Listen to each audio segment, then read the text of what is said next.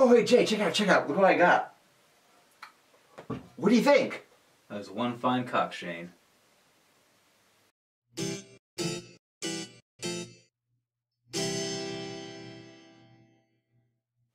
Hola, Geek fans! It's that time again. It's 4:30. It's Friday. We're shooting at the luxurious Goodrich Studios International, and this is Geeks at the Movies. My name is Shay Goodrich. I'll be your host this evening, and joining me, as always, is our illustrious lead writer, the Mr. Jacob Desitels. What's going on, guys?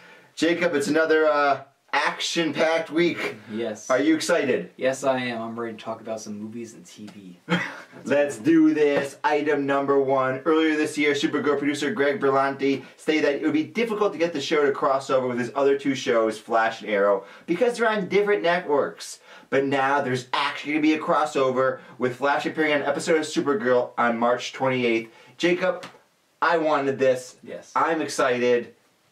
What do you think? Well, if this was at the beginning of the season of Supergirl, I would have been totally against this.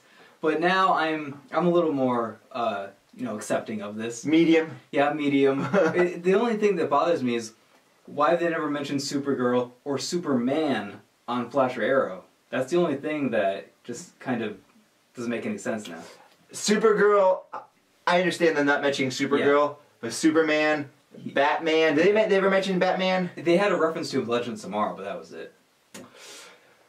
They didn't know that Supergirl was coming, and they're starting these series, and they probably weren't sure where they're going to take it. Yeah. And there was that confusion about, oh well, are they going to be integrated with the DC movie universe? I think that there might have been some confusion there, and they didn't want to bring up certain characters. Yeah. But they're separate, and I wanted this right away. As soon as Supergirl happened, I even said, I'm like, oh, they're going to do a crossover, right? Duh, they have to. And you're all like, no, I don't think so. I don't think they're going to do that. And I'm like, no, they have to do a crossover. Why wouldn't they? It's the same dude. It's the same dude, but it was on different networks, and that's always a really tough thing to work out, like we said. But they did work it out, because, everyone wants superheroes fighting together now. Yes, and I want the crossover. And Flash and Supergirl works a lot better than Arrow and Supergirl. Oh.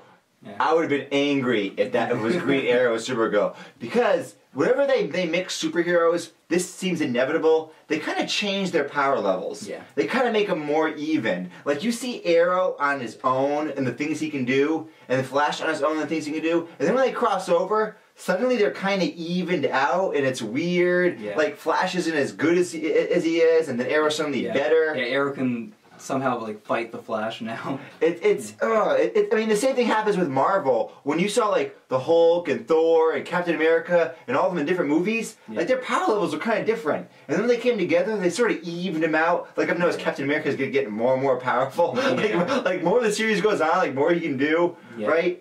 So here, I don't want to see Green Arrow, match up with Supergirl, and he has to think of cool tricks and devices to get around her, because I'm a tactical genius, so I can outmaneuver, because that's what you do, right? You'd be clever about it, and it'd be annoying. Yeah. With Flash, it works. Yeah, and I don't think we really have to worry about, the whole Arrow and Supergirl thing too much, because I don't think there's going to be that many crossovers, because they said that Flash and Arrow shoot in Vancouver, and Supergirl shoots in Los Angeles. Oh yeah. So it's a really long trip, and it's to have the people go back and forth working on it. But yeah, I don't expect this to be like Flash and Arrow, where it's it's a regular thing they're on each other's show. Yeah, maybe once a season. That'd be fine. That'd be cool. And I really hope we see Flash and Supergirl race, because there's the whole thing in the comics of Superman and Flash, who's faster. We don't know. I hope they do that with Supergirl and Flash. And Flash better win. Yes. Because in the comic books, he is faster, because he can travel through time. Yes. So I think they might have made Superman able to do that too at some point. Probably. But Superman does everything, right? I don't want him... Flash needs to have that advantage, the speed advantage. That's his thing. Yeah. He goes super fast. I'm wondering, are they going to do the thing where they fight for some random reason at first? Probably. She's did you watch the most recent episode of Supergirl? Maybe. Yeah, it was very weird. It was basically Supergirl's Bizarro. Oh yes, I saw Bizarro. Maybe she'll come back and they'll some evil version of Supergirl for Flash to fight, and then she'll show up, and something weird like that, because they have to have a fight at least like a little bit.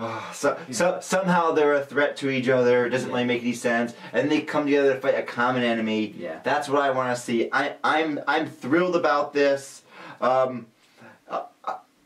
Let's just move on to item number 2, so I don't have anything more to say. Okay. I'm going to talk about Rita Repulsa. You remember Rita Repulsa? When I was a kid, I watched Power Rangers, and now apparently Elizabeth Banks has been cast to play the villain in the upcoming Power Rangers movie. I saw the original Power Rangers movie in the theater.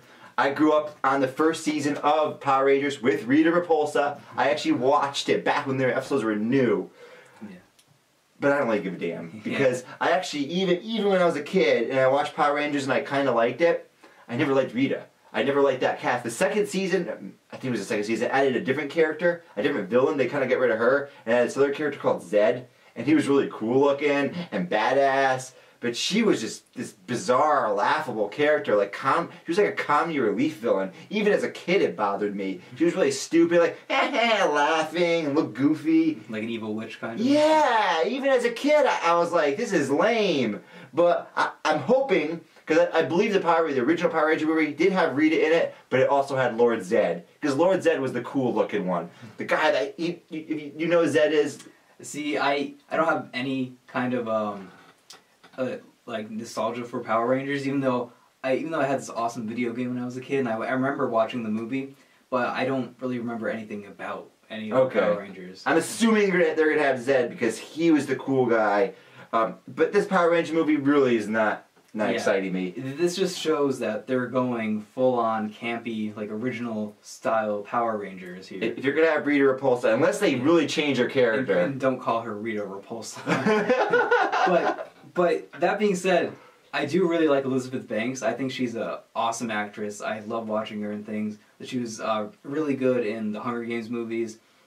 And she's in a lot of comedy stuff, so I guess it kind of makes sense. Oh man, they're gonna play her campy just like they did in the show. Then did you watch that short that it was a fan made short of like a really serious? Oh, like the rated R Power Rangers. Yeah, that was awesome. That was awesome. And they're never gonna do it. Yeah, they're never going to do that because they rely on the fans of the original series to go and see this movie. Yes, I mean it's. I think there might still be some version of Power Rangers on the air today. Because they keep having new seasons, like Samurai Power Rangers, Dino Power Rangers. I don't even know what all the things they have. I know recently the Green Ranger, the famous Green Ranger from the original series, he starred in this, it was probably a made-for-TV movie. I saw like a clip of it where it had all the different seasons of Power Rangers together. There's like 36 Power Rangers on screen, and they all look kind of the same, all in their spandex with slight alterations, and they're fighting, and it's so cheesy and bad. And I think that's what they're going to go for. I don't think they're...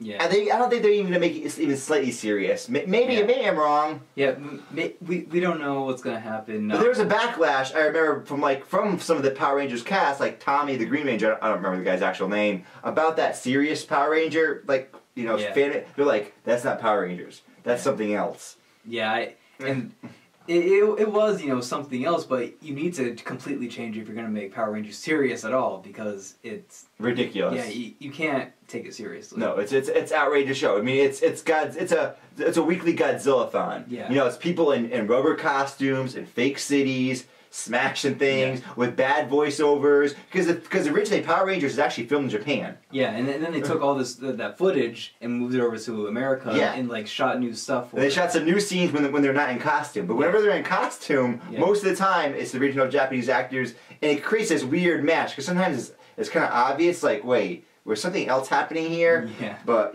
whatever. Yeah, and I hopefully they'll add more talent to it, like Elizabeth Banks, but for now, I'm just not excited at all for this movie. I have a morbid curiosity with this film. Yeah, I'm curious to see what happens, but I'm not really that excited.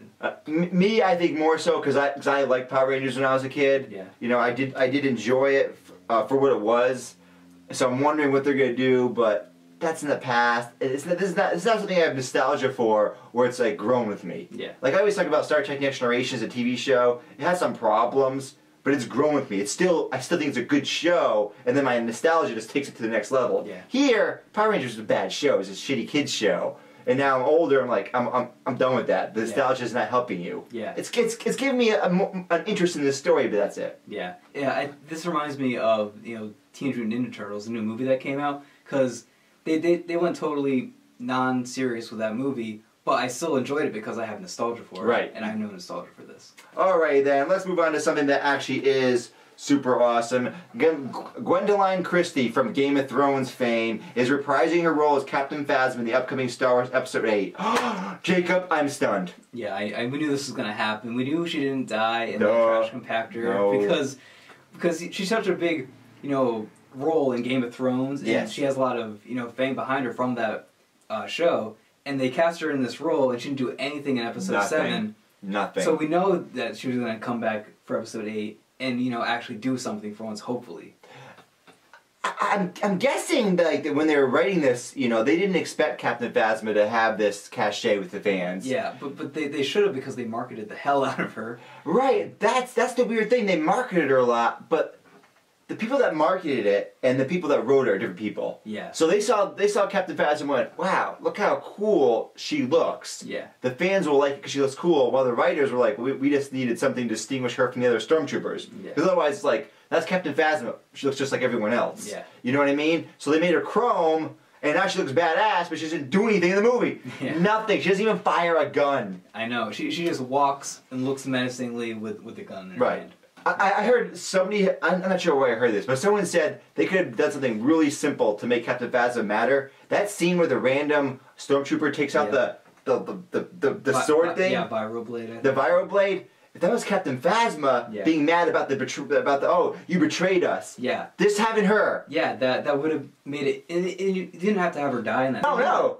Cause like It gets broken up when the rebels come and then she has to run away. Yeah. Whatever. Yeah. You could have done that. Would have been That's really simple, and then everyone would have been like, "Oh, that's fine." That's a fine. Yeah. So I really think that the writers just didn't expect the popularity. Yeah, but she's coming back, and I'm really excited because Gwen Christie is an awesome actress, and she's great in Game of Thrones, and I'm excited to see her in this role and actually kick some ass for once. And she has, I think, my favorite fight scene in Game of Thrones when she fights the Hound. Yeah, that's And awesome. actually, alright, so I can see her in some good fight scenes here. So I'm excited to actually see her do something. Yes. Right? I'm expecting there to be a foe of Finn. Like, there's going to be this rivalry now that we're going to see play out. Anything else you want to talk about with Episode 8? Do we hear any other interesting news? Not really that much, except that, it got pushed back. We talked about that on a couple episodes ago, I think. And, I was sad at first, but, they're trying to make it the best movie it can be. Because, like we were talking about, they said that, people are saying that it's, has to do with, how some characters got more, Some characters, the fans really were drawn to them. and maybe Captain Phasma was one of those Was one of those characters. So now they're rewriting it to allow more room for the characters people like. Yeah. Which is fine by me. Yes, that's what I want. Anyways, folks, let's move on to item number 4. It has been announced that Jonathan Schnack will appear as Yona Hex on CW's Legends of Tomorrow, and DC Comics has released multiple images to their Instagram page teasing what other characters we might see on the show. Yes. So Talk to me, Jake. You probably don't know who Jonah Hex is. They made this awful movie with where Josh Brolin played him and Megan Fox was in it too. I didn't see it, but I heard that it was just god awful. But he's basically like a cowboy character from the West. He has this weird like melted face, and I think he has some sort of magical powers. Maybe I don't really know that much about him, but he is he is the most interesting characters out of the list of images that we saw. And I'm gonna pull up the rest of the names here. Okay, we got Ma Hunkel. She wears a pot on her head. Like a pot, like a cooking, like a pot. I mean, it's what? And then we also have Our Man. Our Man. They actually you can see these items that they have on here in Legends of Tomorrow and in Rip Hunter's like little room he has there. Yeah. Those Easter eggs, and you can see the wanted poster for Jonah Hex in there too. And then we also got Sandman. He wears a gas mask. Criminals beware! This mystery man goes against the grain. I'm not even going to continue reading. Sandman, he goes against the grain. Wow.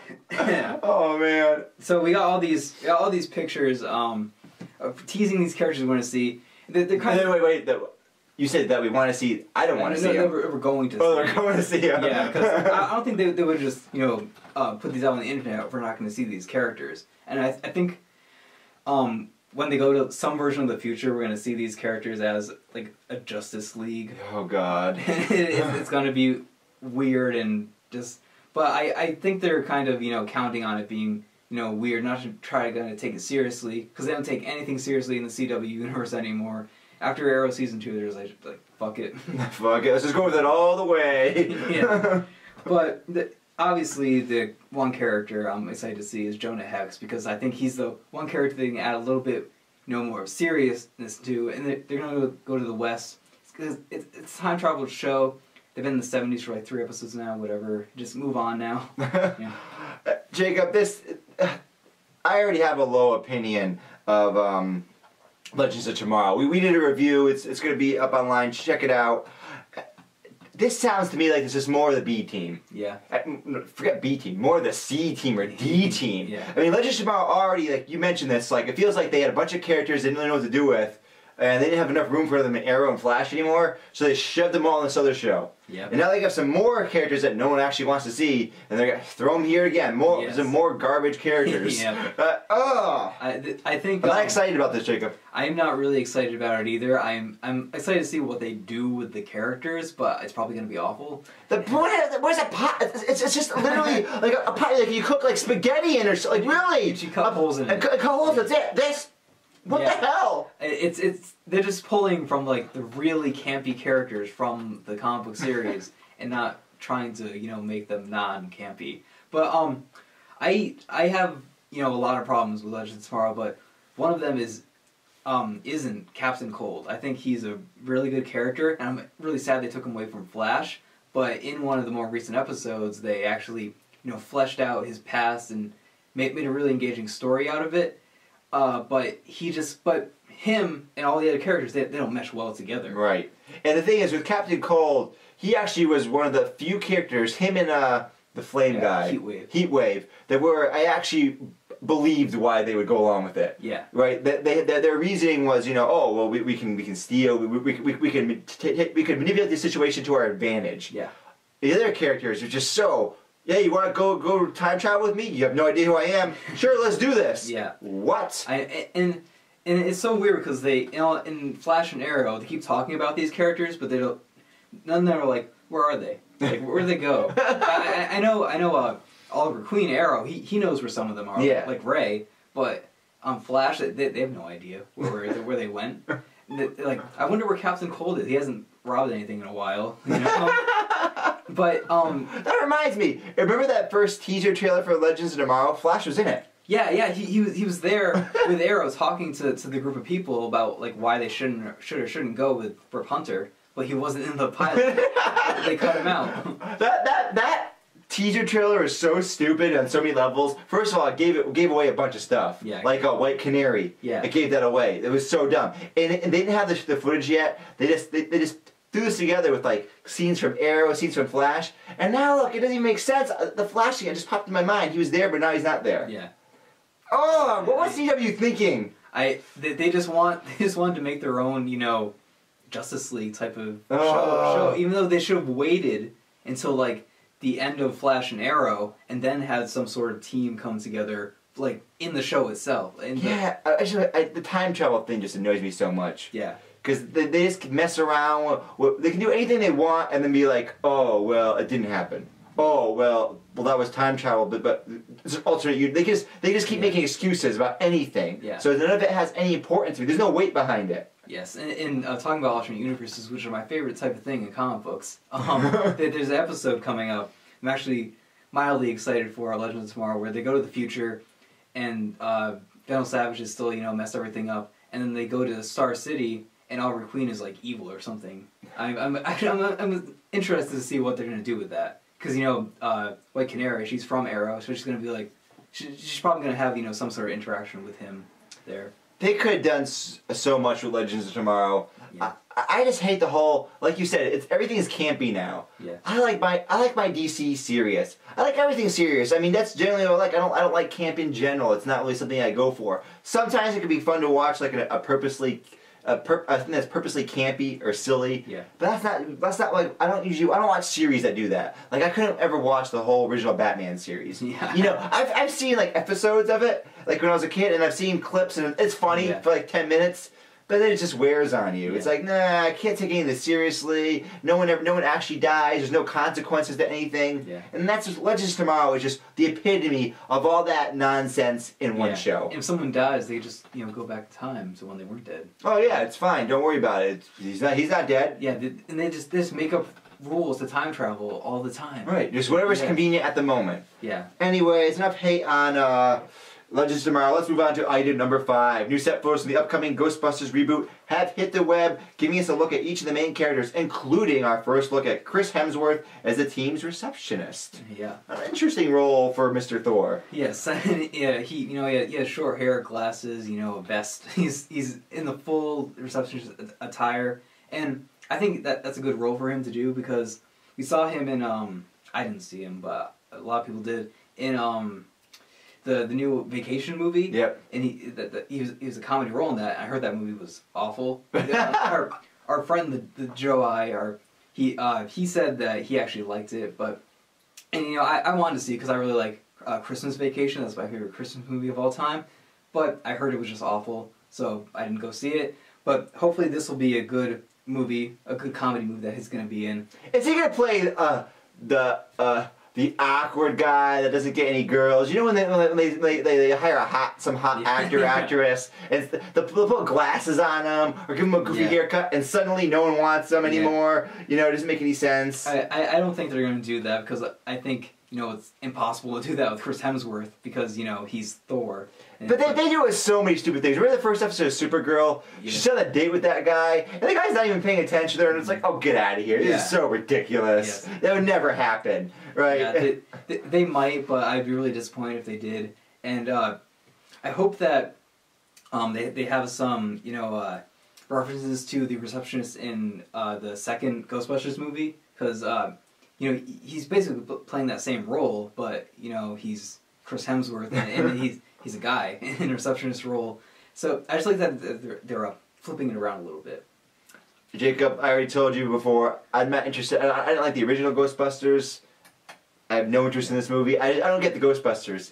Like I just never got it. When I was a kid, I didn't like it. I was interested in it. It is kind of a weird, thing that they just hunt ghosts, and it doesn't really have the. It's campy. There's another thing. It's super campy. The original was really campy. Yeah. Ridiculous. There's a Marshmallow Man. Yeah. I mean, what the hell's happening right now? I got to go to a con where I saw that Marshmallow Man. The actual one that they had in the movie there. It was pretty cool. What, really? Like the actual costume? Yeah, it was this big, giant marshmallow. I would want to see that. It's interesting to see. They have the vehicles there too. And in past photos we got to see them, in the new Ghostbusters mobile, I guess you want to call it that. And they have Chris Hemsworth on this weird motorcycle thing. I am hoping that he actually does something in the movie, but doesn't take away from the female characters of the movie at the same time because it's supposed to be their movie. Not my thing. It's kind of like Back to the Future, another movie that's like really popular among the geekdom. Yeah. Even though I was a kid, I never liked it. Yeah, I like that movie, but I'm not a huge fan of it like a lot of people are. It's cheesy. It has the same kind of cheesy factor that Ghostbusters has, with like weird equipment, like the crazy doctor, and he has the DeLorean. Kind of reminds me of the Ghostbusters equipment. Yeah. And it doesn't work for me. I'm excited for the movie, but I'm coming out this year, so hopefully we'll see a trailer soon, and hopefully Ooh, I can't wait for there's a trailer so I can hate on it. I'm excited for a trailer so I can disagree with Shane. Alrighty then, let's move on to something I actually am interested in and quite surprised by. Multiple casting announcements have been made for the upcoming X-Men spin-off and FX series Legion. The cast includes Aubrey Plaza from Parks and Rec, Rachel Keller, Jean Smart, both from Fargo, and Dan Stevens from Downtown Abbey, who will play the main character, David.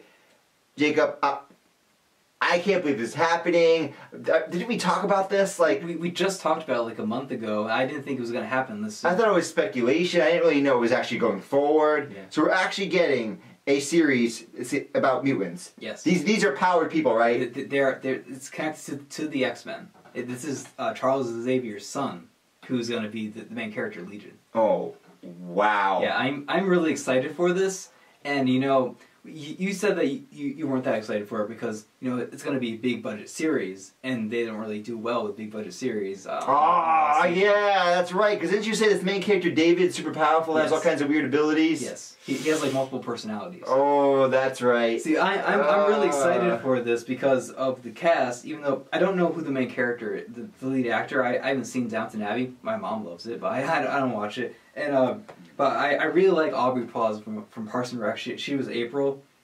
I know that's a comedy role, but she was still just so good in that. And then Rachel Keller and Jean Smart were both from season 2 of Fargo, which you liked. Yeah, you liked it. I actually like those Bloomquist characters. Yeah, these are both. This was the mom and daughter of I think it was daughter or the granddaughter in the mobster family. Oh, okay, yes. Yeah, the Reinhardts. Yes, the Reinhardts. The matriarch. Yes. Yeah, she was good. Yeah. She's awesome. So, yeah, she was really good. She's probably going to play a really interesting role in this. But this is just the core cast. We get more of the supporting characters. Maybe let's see a little bit more of how the show's going to pan out. We're going to see Charles Xavier though, right? No. I think they said that they can't really. But it's his son. I know that it has to be like a guest star or maybe, something. Maybe I don't think they would get Sir Ian McKellen or not Ian McKellen, Patrick Stewart to be on the show. But they don't have to have him. I mean, it could be separate. But I think they want to be connected to the X-Men movies. Oh, really? This is going to be a connected universe. I think so. I don't quote me on that, but I think that's what they're going for. But they also spend this weird thing how they can't have the actors. They don't like.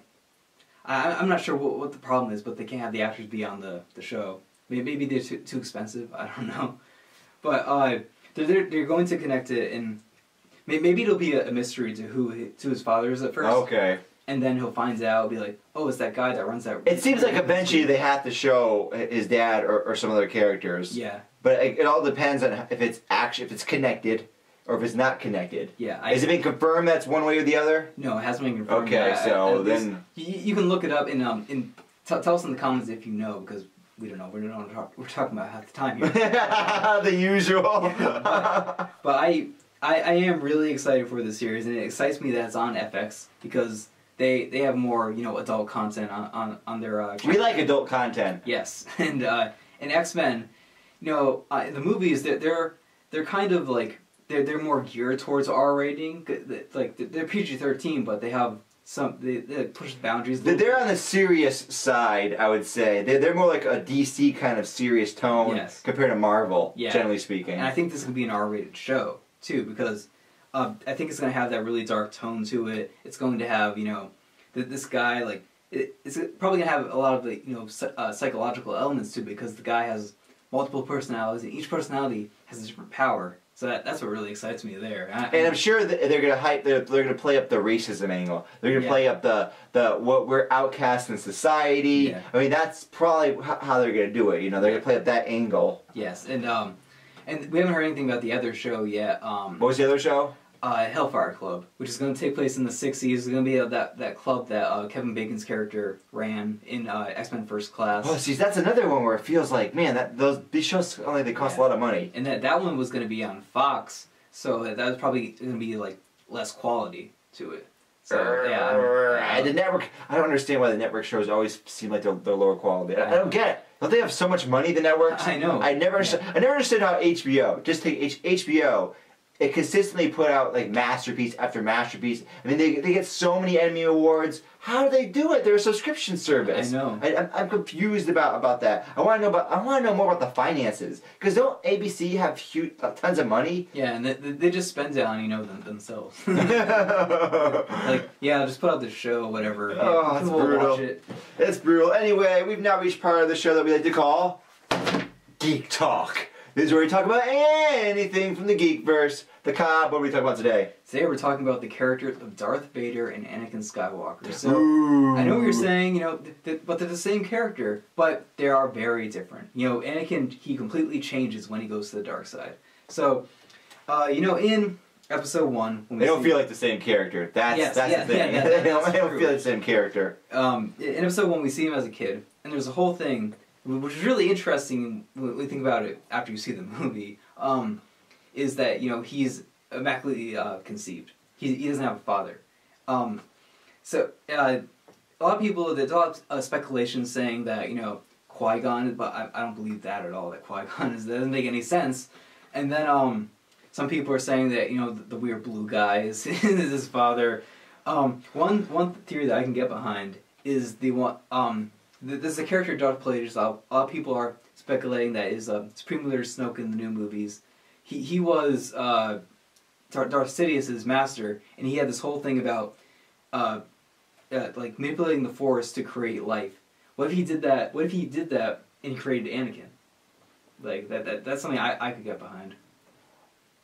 What do you think about these characters, though? Wow. Here's what I think. I think I hate Anakin Skywalker and I like Darth Vader. Yes. And I think that it's really obvious to me that Lucas, when he was originally conceiving Star Wars and had Darth Vader as a character, did not have Anakin Skywalker as a character in my mind. Yeah. Like, the prequels to me, so much of it is just like made up after the fact. It doesn't fit with the original trilogy. It just, if you watch them all in a row, I actually watched them all in a row. I watched these new cuts called, there's these new edits, no cheese edits. Yeah. And I watched them all in a row, and then I watched New Hope, etc. I'm like, these are different movies. Yeah. These are different universes. They share elements, and they say things are the same. They have names that cross over. But thematically, they're different. The humor's different. The special effects style, the sets, everything is different. Even the characters are different. Yeah, even the characters are different. It's very, very bizarre. So they show Anakin. Let's talk about the first movie. Why did they go back that far? Why did they go back to when he was a kid? I know. A little kid. What people wanted was for them to start off with like the events of episode 3. Yeah. And then connect to episode 4 after that. It made no sense to show him as a kid. It did nothing. Yeah. That whole move, that whole first prequel, really is irrelevant. Yeah. Darth Maul gets killed off. Yes, I know that he gets brought back, but he's never mentioned again in the actual movies. They could have just had Christopher Lee's character. He could have just been the apprentice all along. There's no need to have Darth Maul. Then there's so many problems with that. But let's get past that. So we'll go to the older Anakin, which is what we wanted to see. He's so ruined by Christopher. What's the actor? Let me look it up. Yeah, he's so ruined by the dude that plays him. I don't know what Lucas saw in him, but every line is stiff. It's awkward. He ruined the character, and then the dialogue itself is problematic. I'm like, I'm listening to this guy. It just aggravates me. I didn't feel like this was the same person that would become Darth Vader. Yeah, and especially in that first movie, that kid that played him, he was so bad. He yippee. Yeah. It makes me want to puke every time I watch it. It's brutal. It's so terrible, that movie. Then Jar Jar Binks, everything about it just aggravated me. but even later on, when he's older, like in episode 3, by the time you get to episode 3, he's a little better. Yeah, Hayden Christensen. Hayden Christensen. Yes. This guy. Have you seen him in any other movies? I haven't, but I heard that he's good in like this movie called My Life as a House, I think it's called. He actually delivers good performance in that. So maybe under proper direction, he can deliver a good performance.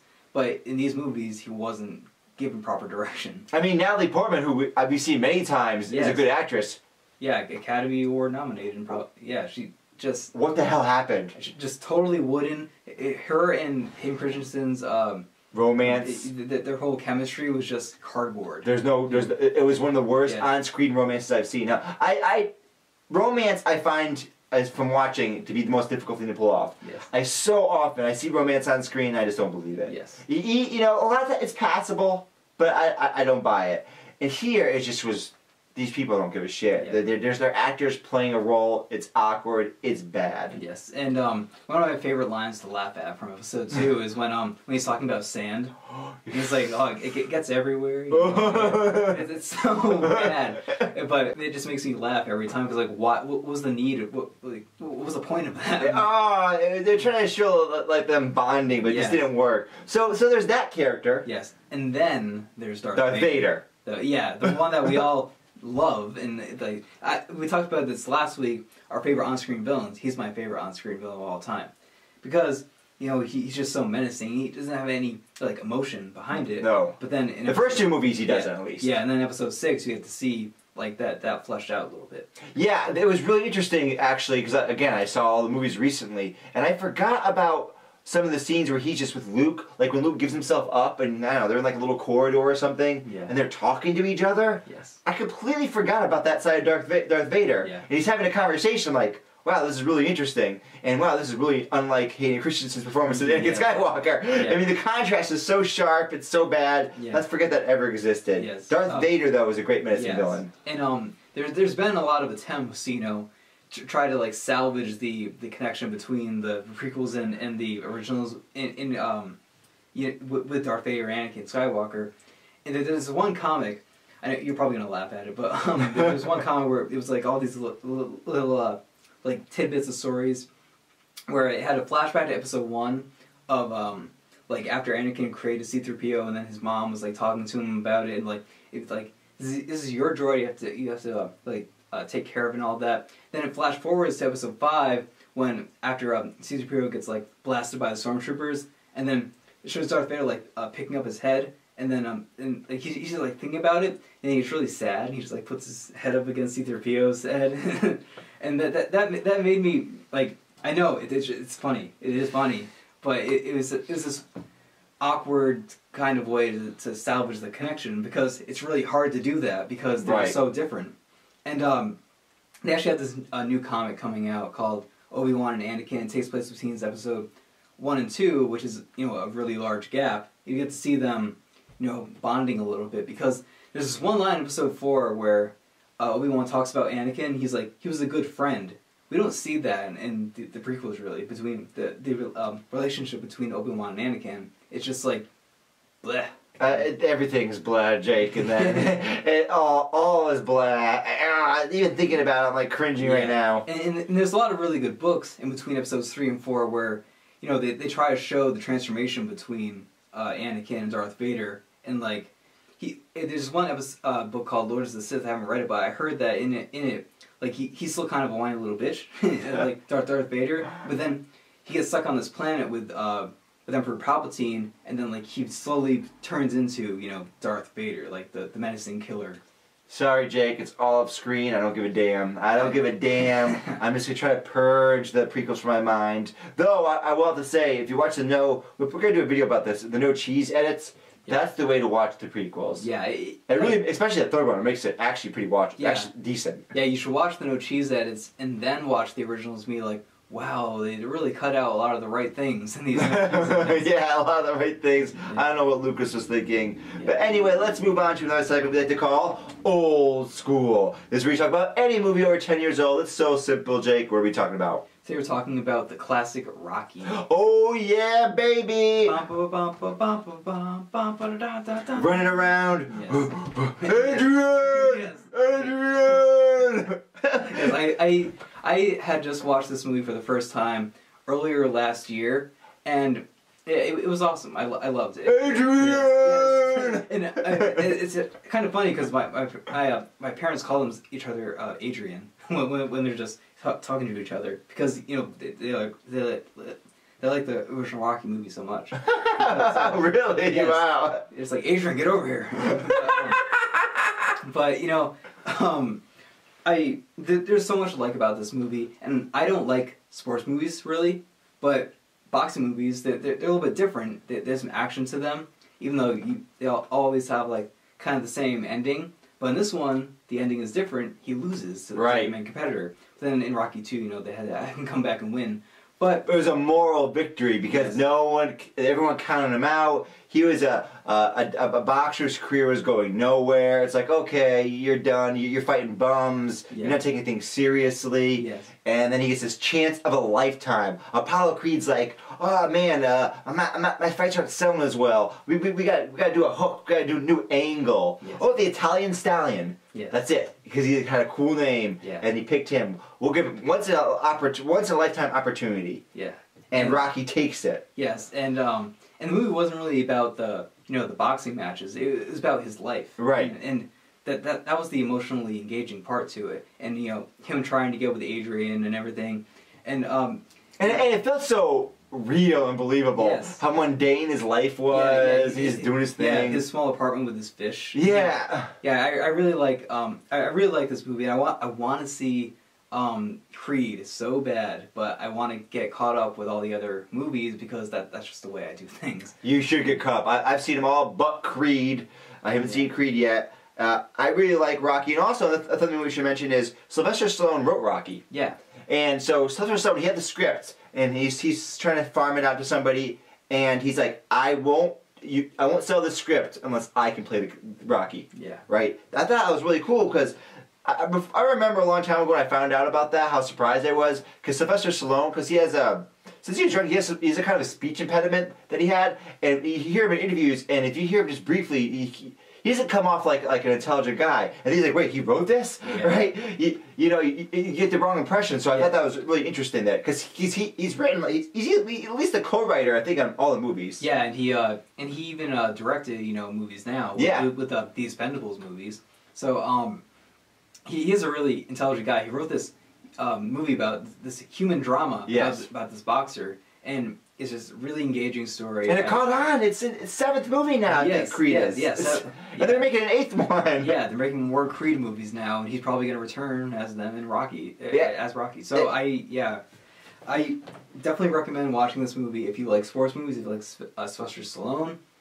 Great soundtrack. Yes, great soundtrack. Like you just heard us do really badly. Yeah, I mean it gets you pumped up. And one thing I want to comment on the boxing itself.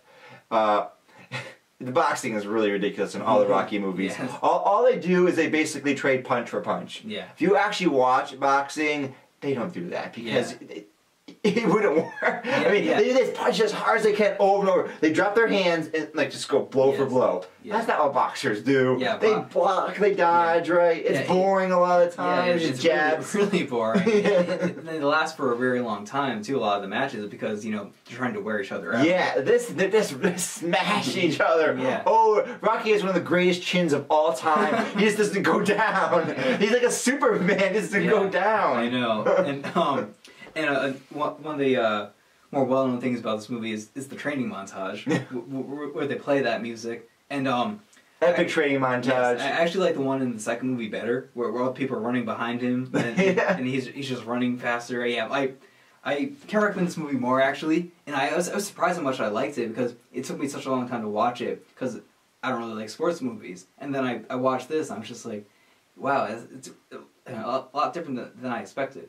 Yeah, it is a lot different than you expect because, like you said, the one big thing you expect is, oh, he's gonna win at the end. Yeah. That right there, like the fact that he didn't win, really nailed. Like Sylvester Stallone, he had an idea and he didn't back off from it. Yeah. Because I'm imagining there was pressure from the studio. Well, can you make him win? Can you make him win?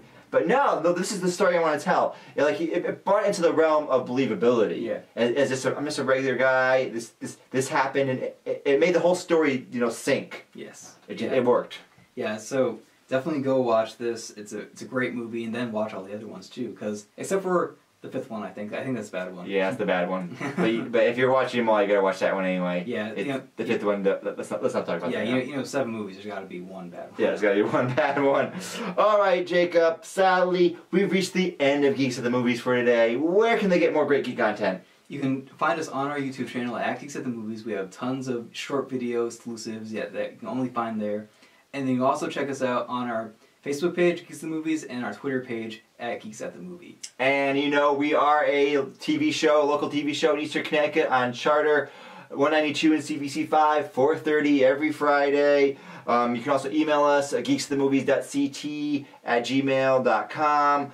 We're always looking for guests. I want to give a shout out to the person that shouted out to me today. I was walking around in Willimantic and some geek fan shouted out to me. Thank you. We appreciate all our great geek fans. It's a lot of work doing this, and it's hard to build an audience. But anyways, Jacob, that's all for me today. My name is Shane Goodrich. This is Jacob Does the Toes. And we be Geeks at the Movies.